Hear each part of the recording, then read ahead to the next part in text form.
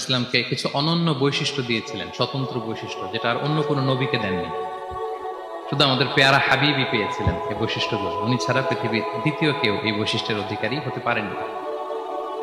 এই অনন্য বৈশিষ্ট্য কি? সে সমস্ত স্বতন্ত্র বৈশিষ্ট্য যেগুলো দিয়ে আল্লাহ তাআলা বিষ্ণু ইসলামকে ধন্য করেছেন।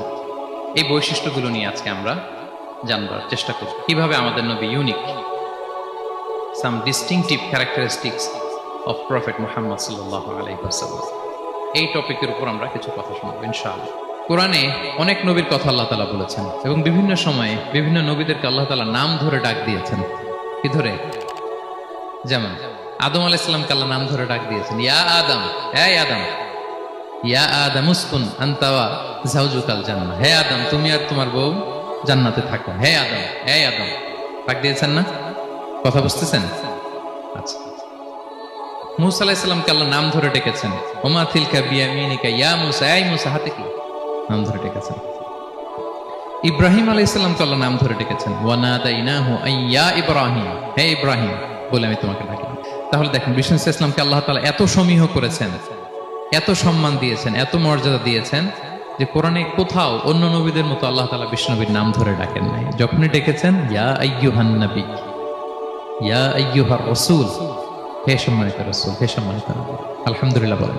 এরপর বিষ্ণু ইসলাম বলতেন, আনা সাইয়্যিদু হুলদি আদম, আমি হচ্ছি আদম আলাইহিস সালামের যত সন্তান পৃথিবীতে আসবে সবার লিডার। এবং তিনি বলতেন, ওয়া আনা হামিলু লিওয়াইল হামদি ইয়াউমাল কিয়ামাতি ওয়া তাহতাহু আদম, কিয়ামতের দিন আমি প্রশংসার পতাকা নিয়ে দাঁড়িয়ে থাকবো কিয়ামতের ময়দানে, আর ওই পতাকার নিচে স্বয়ং আদম আলাইহিস সালাম থাকবে। ওনার হাতে থাকবে প্রশংসার পতাকা। প্রিয় ভাই, তাহলে এক নম্বর পেয়ে গেলাম, ওনার অনন্য বৈশিষ্ট্য হচ্ছে উনি সাইয়্যিদু বুলদি আদম। পৃথিবীতে যত মানুষ এসছে সবার লিডার হবেন তিনি, হি ইজ দ্য লিডার। রাসূল সাল্লাল্লাহু আলাইহি ওয়াসাল্লাম বলতেন, উতিতু জাওয়ামিউল কালিম, আল্লাহ তাআলা আমাকে জাওয়ামিউল কালিম দিয়েছে। জাওয়ামিউল কালিম মানে কি? তিনি বলতেন কম, এটার অর্থ বেশি। কথা বলতেন এক দুই শব্দের, কিন্তু এটার যে দোতনা, এটার যে আবেদন, এটা মানুষের হৃদয়ে অনেক বড়, অনেক বেশি। সুবহানাল্লাহ। সে ১৫০০ বছর আগে বলে গিয়েছেন, আজও আমরা শুনে অবাক হই, ঠিক কিনা বলেন? উতিতু জাওয়ামিউল কালিম, এটা বিষ্ণু ইসলামের একটা ইউনিকনেস, আর কাউকে আল্লাহ এটা দেননি। অল্প বলতেন, মানুষের হৃদয়ে টাচ করে ফেলতেন। সুবহানাল্লাহ। আবার গুরুত্বপূর্ণ কথা ৩ বার বলতেন। কয়বার? ৩ বার। বিষ্ণু ইসলাম আবার বলেছেন যে নুসিরতু বির-রু'বি মাসিরাতা শাহর, আল্লাহ তাআলা আমাকে ভয় দিয়ে সাহায্য করেছেন। কি দিয়ে? ভয় দিয়ে। রাসূল সাল্লাল্লাহু আলাইহি ওয়াসাল্লাম যেখানে থাকতেন তার ডানে বায়ে সামনে পেছনে 1 মাসের ডিস্টেন্সের ভেতরে যদি কোনো শত্রু থাকতো রাসূলের, রাসূল সাল্লাল্লাহু আলাইহি ওয়াসাল্লামের ভয়ে ওর অন্তরে ধুকধুকানি শুরু হয়ে যেত, ত্রাসের কম্পন শুরু হয়ে যেত। সুবহানাল্লাহ বলেন। বিষ্ণু ইসলামের ইউনিকনেস, এটা আল্লাহ কাউকে দেন। ওনার আরেকটা ইউনিকনেস হচ্ছে উনি খাতামুন নবিয়্যিন, সর্বশেষ নবী। আওয়াজ করে বলুন, বিশ্ব নবীর পরে আর কোন নবী আসবে? মা কানা মুহাম্মাদুন আবা আহাদিন মির রিজালিকুম ওয়ালাকিন রাসূলুল্লাহি ওয়া খাতামুন নবিয়্যিন, he is the last messenger. ওনাকে ছাড়া নবুয়তি পূর্ণতা পায় না। তিনি সবার জন্য নবী হয়ে এসেছেন, সবার জন্য। অন্য কোন নবীর ক্ষেত্রে এটা প্রযোজ্য না। আদম আলাইহিস সালাম সবার জন্য নবী হয়ে আসছেন, সবাই বলুন। ইব্রাহিম আলাইহিস সালাম সবার নবী, মূসা আলাইহিস সালাম সবার নবী। বিষ্ণু ইসলাম তিনি সবার নবী। আল্লাহ তাআলা বলেন, ওয়ামা আরসালনাকা ইল্লা কাফাতান লিন-নাসি বাশীরাও ওয়া নাযীরা, নবী হে গোটা মানব মণ্ডলীর জন্য আমি আপনাকে রাসূল করে প্রেরণ করেছি। আপনি জান্নাতের সুসংবাদ দিবেন, জাহান্নাম থেকে ভীতি প্রদর্শন করবেন। তাহলে মেসেঞ্জার ফর এন্টায়ার ম্যানকাইন্ড। ওনার নবুয়তের কোনো বাউন্ডারি নাই, আছে?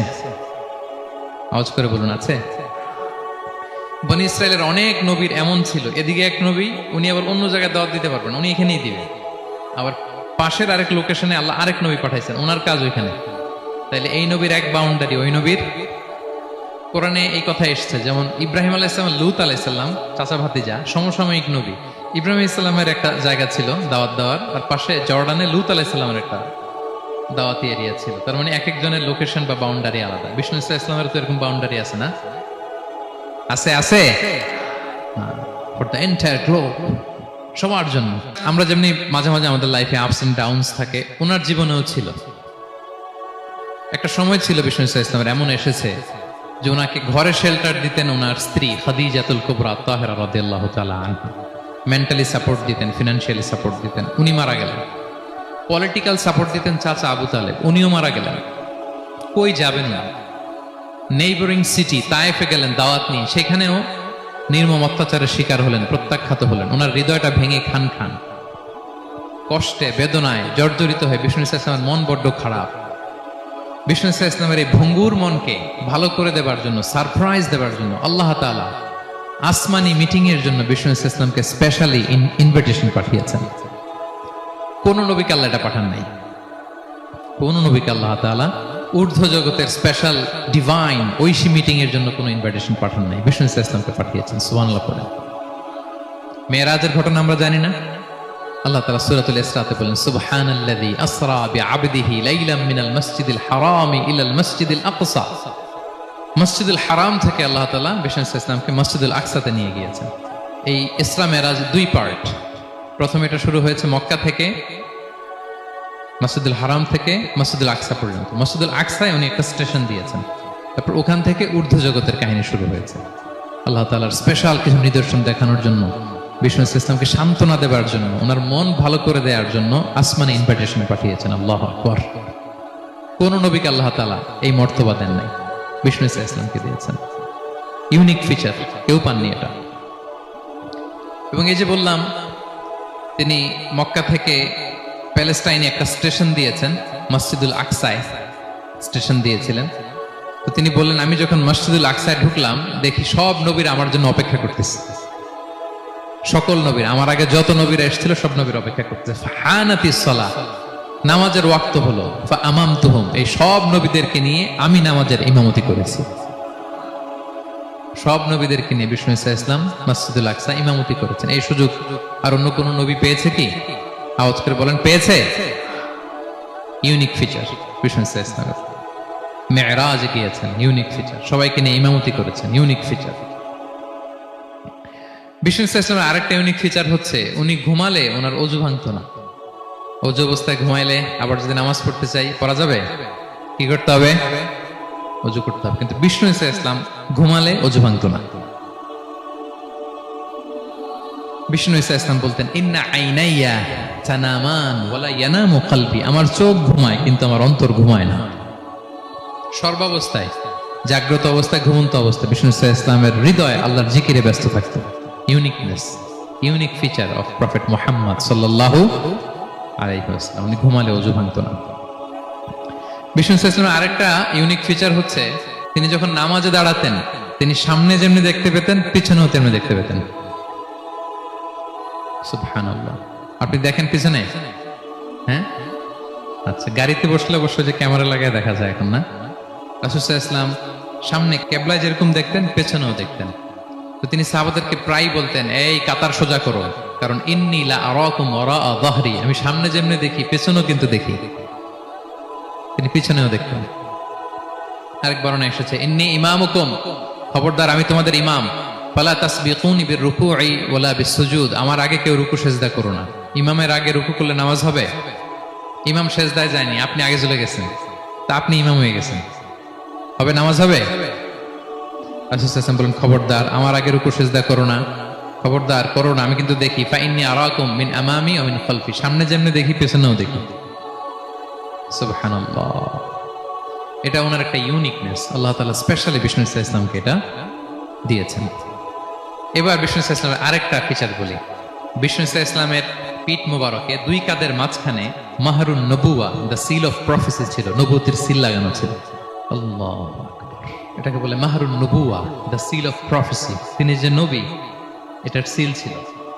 তাওরাত এবং ইনজিলে এই কথাটা এসছে যে শেষ নবীকে চিনার একটা মাধ্যম হচ্ছে ওনার পিঠে দুই কাঁধের মাঝখানে দ্য সিল অফ প্রফেসি পাওয়া যাবে, নবুয়তের চিহ্ন।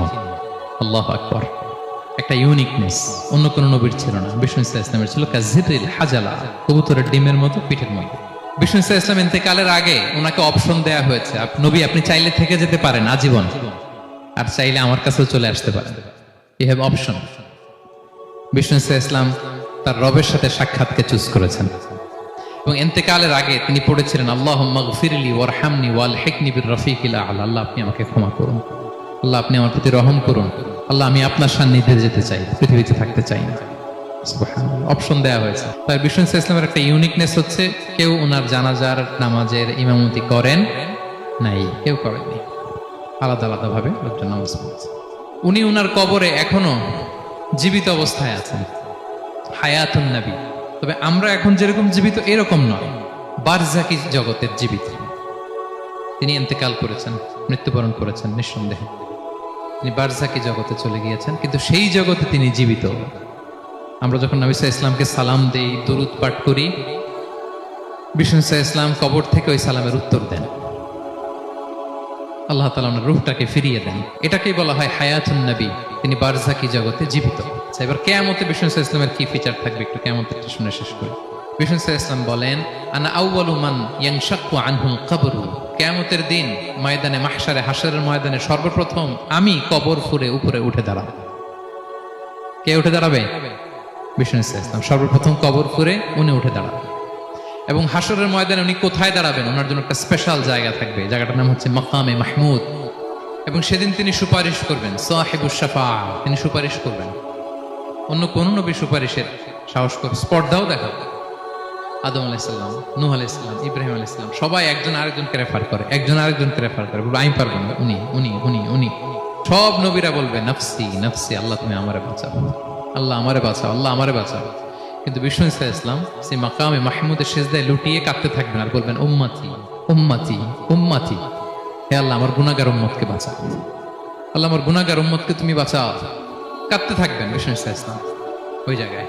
তখন আল্লাহ তাআলা বলবেন, ইয়া মুহাম্মদ ইরফা রাসাক, হে মুহাম্মদ মাথা তোলো, কুল তুসমা, আজকে তুমি যা বলবে তাই শোনা হবে, সাল তু'তা, যা চাবে তাই দেয়া হবে, ওয়াশফা তুশাফা, যার জন্য সুপারিশ করা হবে, যার জন্য সুপারিশ তুমি করবে তার জন্যই সুপারিশ কবুল করা হবে। বিষ্ণু সাল্লাল্লাহু আলাইহি ওয়াসাল্লাম তখন সুপারিশ করবেন এবং হাউজে কাউসারের পানি বিতরণ শুরু করবেন। হাউজে কাউসারের নাম শুনেছেন? ইন্না আ'তাইনা কাল কাউসার, হে নবী আমি আপনাকে কাউসার দিয়েছি। কাউসারের একটা ব্যাখ্যা হচ্ছে প্রভূত কল্যাণ, আর একটা ব্যাখ্যা হচ্ছে এই কিয়ামতের দিন হাউজে কাউসার দেওয়া হবে বিষ্ণু সাল্লাল্লাহু আলাইহি ওয়াসাল্লামকে। এটা কত বড়? বিষ্ণু সাল্লাল্লাহু আলাইহি ওয়াসাল্লাম বলেন, হাউদি মাসিরাতু শাহর, 1 মাসের দূরত্ব। এত বড় চৌবাচ্চা হবে হাউজে কাউসারের চৌবাচ্চাটা। বিষ্ণু সাল্লাল্লাহু আলাইহি ওয়াসাল্লাম বলেন এই মাথা থেকে ওই মাথায় পৌঁছতে 1 মাস লাগবে। হাউজে কাউসারের পানিটা কেমন হবে? মা উহু আবিয়াদু মিনাল লাবান, দুধের চেয়েও সাদা, মধুর চেয়েও মিষ্টি, বরফের চেয়েও ঠান্ডা, আতিয়াবু মিনাল মিসকি, মিসকের চেয়েও সুগন্ধ সম্পন্ন, কিজানুহু কানুজুমিস সামা, আকাশের তারা যত বেশি, হাউজে কাউসারের যে পান পেয়ালা থাকবে আশেপাশে পেয়ালাগুলোর সংখ্যা আকাশের তারার চাইতেও বেশি। বিষ্ণু সাল্লাল্লাহু আলাইহি ওয়াসাল্লাম হাউজে কাউসারের পানি বিতরণ করবেন, সবাই বিশ্বাসী উম্মতেরা সেটা পান করবে, আর একবার যে পান করবে চিরকালের জন্য গলা থেকে তৃষ্ণা মিটে যাবে। প্রিয় ভাইরা, সর্বশেষ বিষ্ণু সাল্লাল্লাহু আলাইহি ওয়াসাল্লামের সর্বশেষ যে ফিচার সেটা হচ্ছে বিষ্ণু সাল্লাল্লাহু আলাইহি ওয়াসাল্লাম বলেন, আনা আউয়ালু কারিই বাবিল জান্নাহ, I am the first one who knock the door of paradise, আমি হচ্ছি ওই ব্যক্তি যে সর্বপ্রথম আল্লাহর জান্নাতের দরজায় যে নক করবে। বিচার শেষে সর্বপ্রথম জান্নাতের দরজায় নক করবে কে? বিষ্ণু সাল্লাল্লাহু আলাইহি ওয়াসাল্লাম।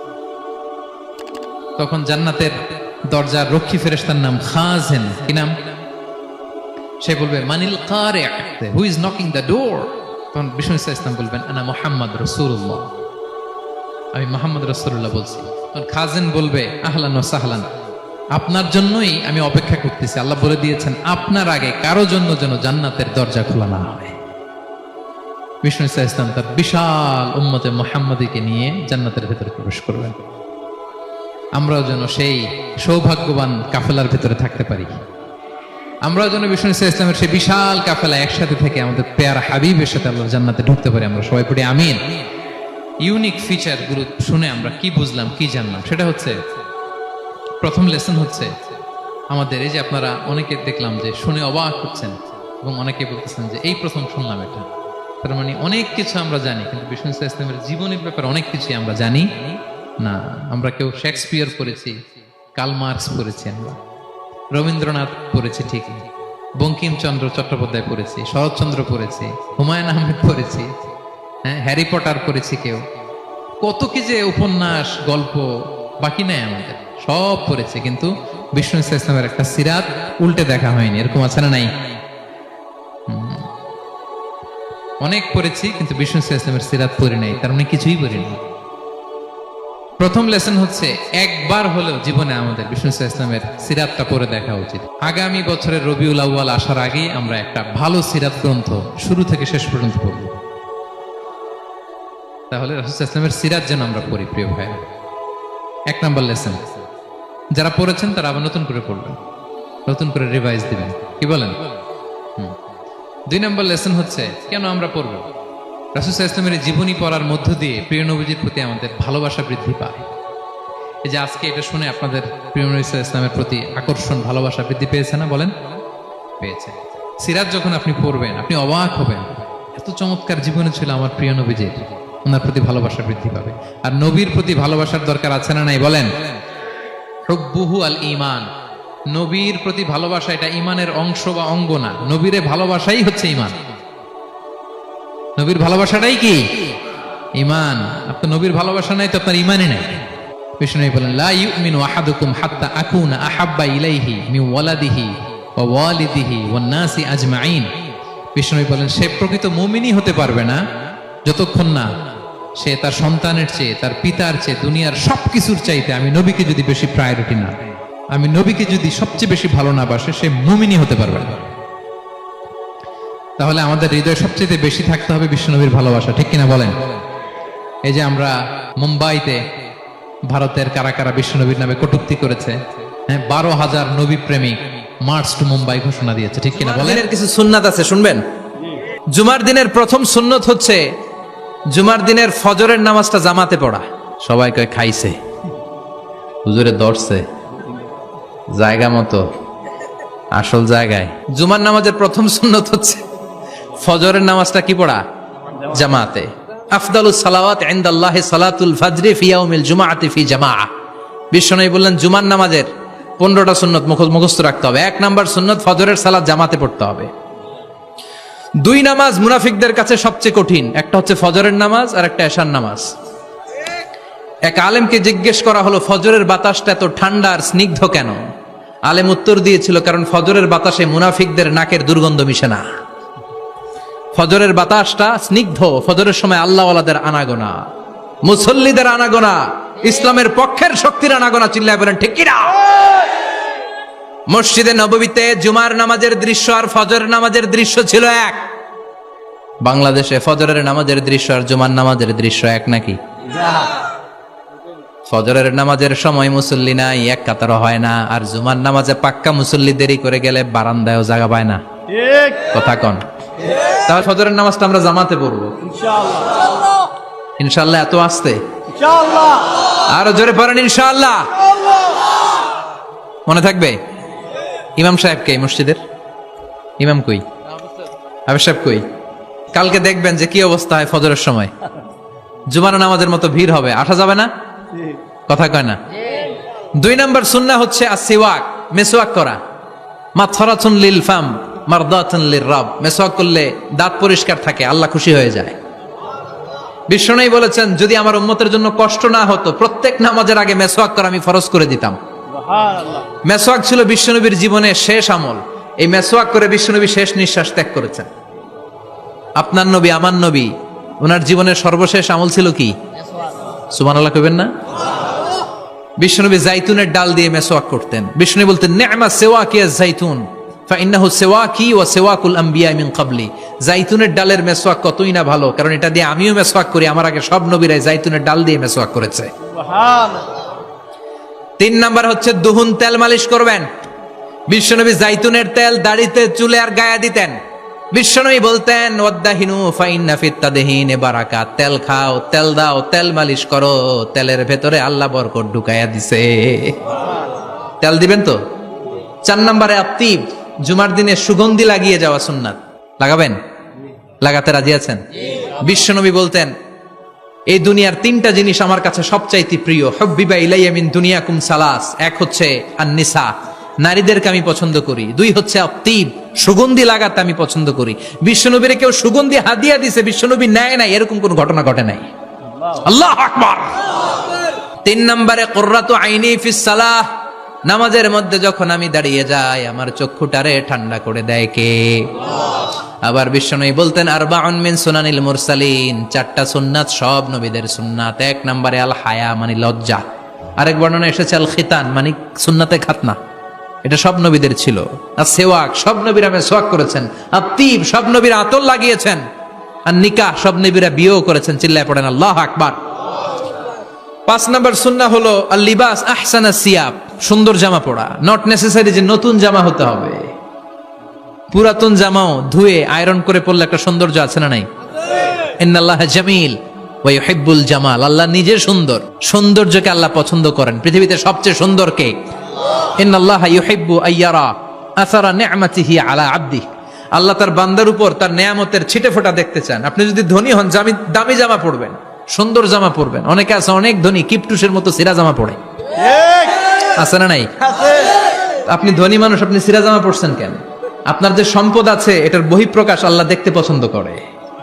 আপনাকে যে আল্লাহ কি নাজ নেয়ামত দিয়েছে, অহংকার ছাড়া স্বাভাবিক বহিঃপ্রকাশটা আল্লাহ দেখতে পছন্দ করে। কোন সুবহানাল্লাহ। এরপরে 6 নাম্বার হলো ইকসারুস সালাহ আলান নবী, বিশ্বনবীর উপর বেশি বেশি দুরূদ পড়া।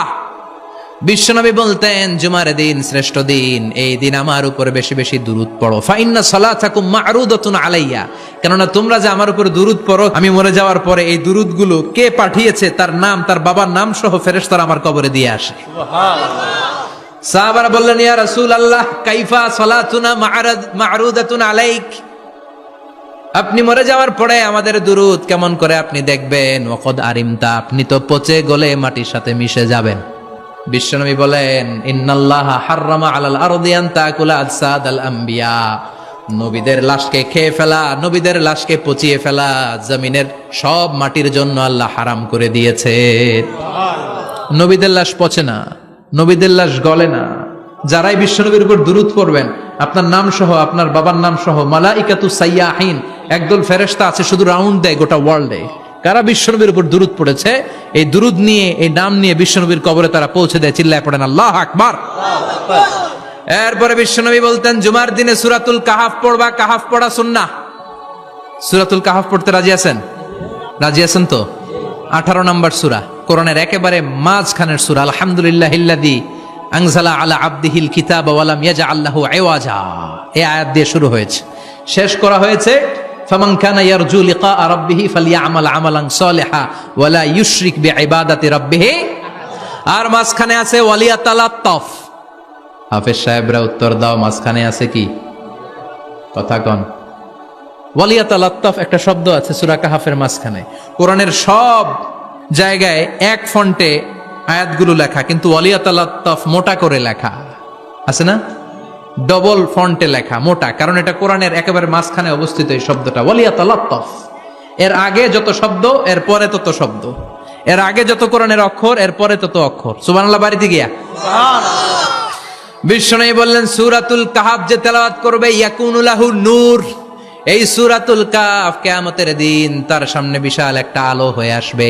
এই আলো দিয়ে পুলসিরাত পার হয়ে ওই বান্দা জান্নাতের ভেতরে ঢুকে যাবে। আবার বিশ্বনবী বলেন যারা সূরাতুল কাহাফের প্রথম 10 আয়াত তেলাওয়াত করবে জুমার দিন, শেষের 10 আয়াত যারা জুমার দিন তেলাওয়াত করবে, দাজ্জালের ফিতনা থেকে তাদেরকে মুক্ত রাখবে কে? আল্লাহ। সুবহানাল্লাহ পড়বেন না?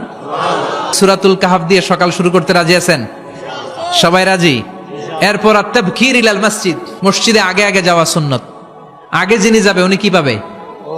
তারপরে গরু, তারপরে বকরি, তারপরে মুরগি, মুরগির পরে ডিম না আন্ডা?